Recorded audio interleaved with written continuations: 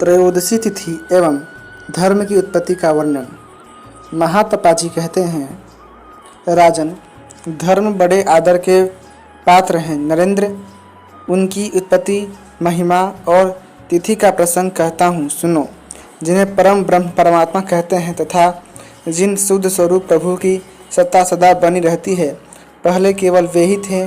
उनके मन में प्रजाओं की रचना करने का विचार उत्पन्न हुआ। फिर उन प्रजाओं की रक्षा का उपाय सोचने लगे। वे इस चिंता में लगे ही थे, कितने में उनके दक्षिण अंग से एक पुरुष प्रकट हो गया। उसके कानों में श्वेत कुंडल, गले में श्वेत माला थी और वह सफ़ेद रंग का अनुलेपन लगाए हुए था। उसके 4 पैर थे तथा उसकी आकृति बैल की थी। फिर उस पुरुष को देखकर परम प्रभु ने कहा, साधो, तुम इन प्रजाओं की रक्षा करो। मेरे द्वारा तुम जगत में प्रधान बना दिए जाते हो। भगवान नारायण की आज्ञा से वह पुरुष जैसा वैसा ही हो गया।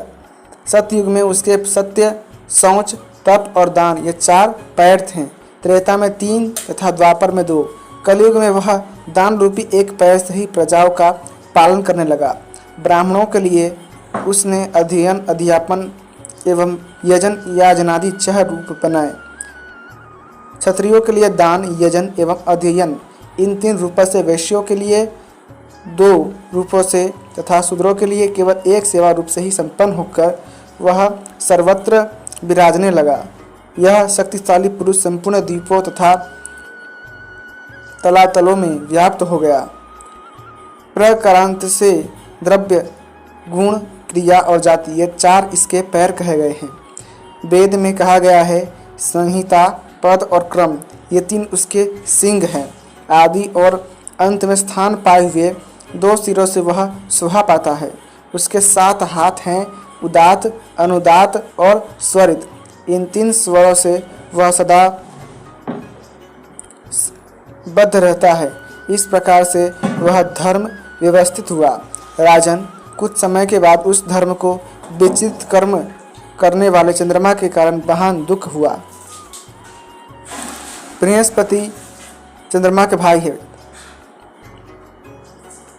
चंद्रमा के मन में बृहस्पति की स्त्री तारा को ग्रहण करने की इच्छा जग उठी। इस निंदित कर्म से धर्म का मन उद्विग्न हो गया।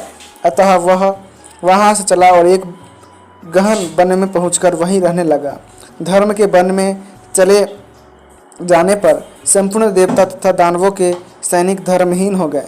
फिर देवता दानवों को मारने के लिए घूमने लगे तथा वैसे ही दानवों का भी देवताओं के घर पर चक्कर लगाना आरंभ हो गया। राजन, उस समय धर्म के न रहने से सभी मर्यादाएं छिन्न भिन्न हो गई। महाभाग चंद्रमा के दोष से देवता और दानव सभी परस्पर द्वेष के भाजन बन गए। उन्होंने अनेक प्रकार के आयुधों को हाथ में ले लिया और वे परस्पर युद्ध करने लगे। उस संग्राम का कारण केवल स्त्री थी। नारद जी बड़े विनोदी हैं। दानवों के साथ लड़ते हुए क्रोधी देवताओं को देखकर वे तुरंत अपने पिता ब्रह्मा जी के पास गए और इसकी सूचना दी। ब्रह्मा जी संपूर्ण प्राणियों के पितामह हैं, अतः हंस पर आरूढ़ हो युद्ध स्थल में जाकर उन्होंने सबको मना किया।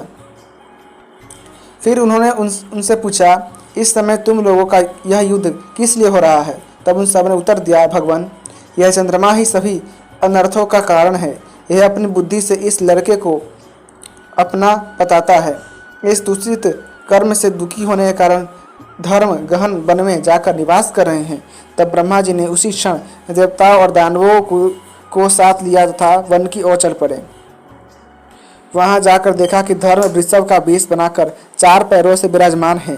चंद्रमा के समान सफ़ेद उनके सिंह है और वे उधर उधर विचर रहे हैं। फिर ब्रह्मा जी ने उपस्थित देवताओं से कहा। ब्रह्मा जी बोले, देवताओं, यह मेरा प्रथम पुत्र है। इस महामुनि को लोग धर्म कहते हैं।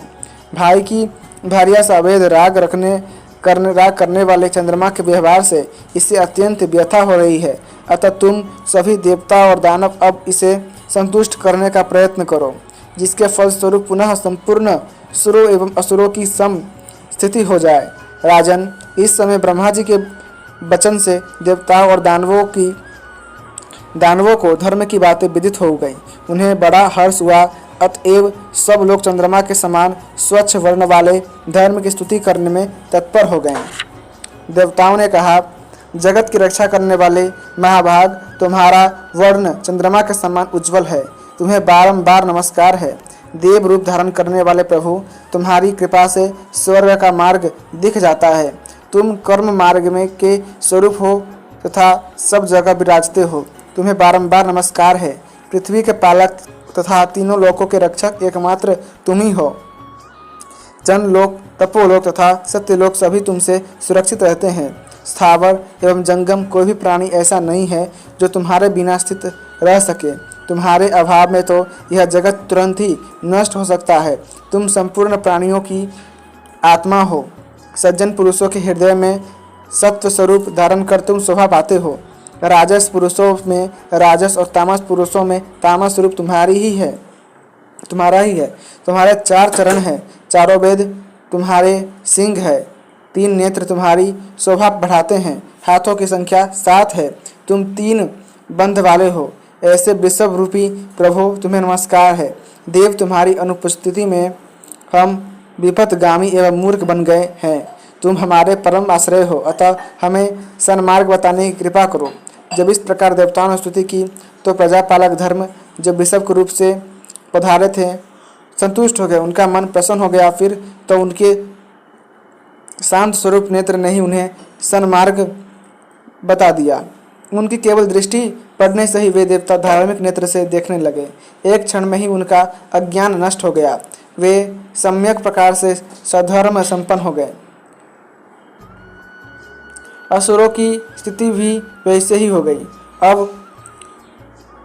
तब ब्रह्मा जी ने धर्म से कहा, धर्म, आज से तुम्हारे लिए त्रयोदशी तिथि निश्चित कर देता हूँ। जो पुरुष इस तिथि के दिन उपवास करके तुम्हारी पूजा करेगा, वह पापी होने पर भी पाप मुक्त हो जाएगा। धर्म, तुम में प्रभुत सामर्थ्य है। तुम इस अरण्य में बहुत समय तक निवास कर चुके हो, इसलिए यह वन धर्मारण्यन नाम से विख्यात होगा। प्रभु, 4, 3, 2 और 1 चरण से युक्त होकर तुम कृत, नेत्रेता आदि युग में जिस प्रकार लक्षित होते हैं, उसी प्रकार पृथ्वी और आकाश में रहकर विश्व को अपना घर मानते हुए उसकी रक्षा करो। राजन, इतनी बातें कहकर लोक पितामह ब्रह्मा जी देवताओं और दानवों के देखते देखते अंतर ध्यान हो गए। देवताओं का शोक दूर हो गया। वे वृषभ का वेश धारण करने वाले धर्म के साथ अपने लोक को चले गए।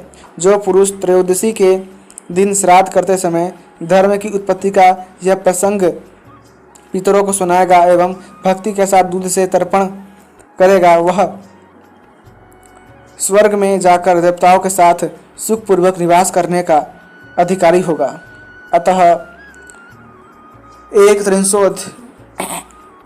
प्रथम 300 अध्याय संपूर्ण। इसी के साथ बराह पुराण का 31वें अध्याय किया संपूर्ण होता हुआ। प्लीज़ सब्सक्राइब अगर आप इस कथा को पसंद करते हैं, और वीडियो को लाइक ज़रूर कीजिएगा और अपने दोस्तों के साथ ज़रूर शेयर कीजिएगा। धन्यवाद।